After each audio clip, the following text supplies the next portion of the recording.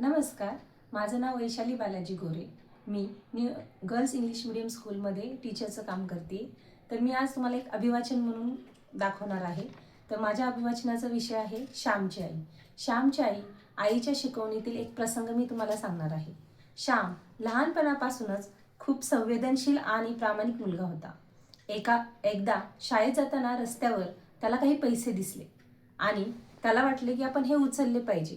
त्याने क्षणभर थांबला आणि त्याच्या मनात एक विचार आला. हे पैसे घेतले तर घरी किती उपयोग होईल.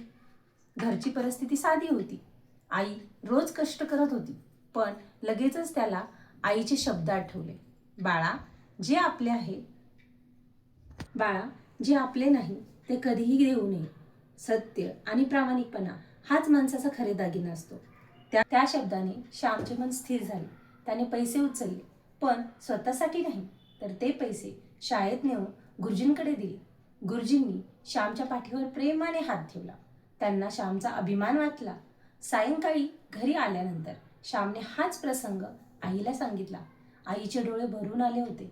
तिने श्यामला जवळ घेतले आणि प्रेमाने म्हणाली, आज तू मला खूप आनंद दिलास.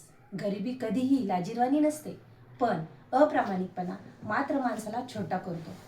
त्या क्षणी श्यामला समजले की त्याची आई केवळ त्याची पालन करती नाही, तर त्याची पहिली गुरु आहे आणि प्रत्येकाचीच आई ही पहिली गुरु असते.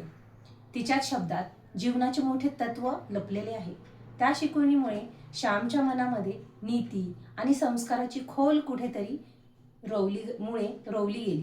हा प्रसंग वाचताना आपल्याला एवढं कळतं की श्यामची आई ही केवळ एका मुलाची कथा नाही, तर आईच्या संस्कारांनी घडवलेली पिढीची गोष्ट ही त्याच्यामध्ये दडलेली आहे.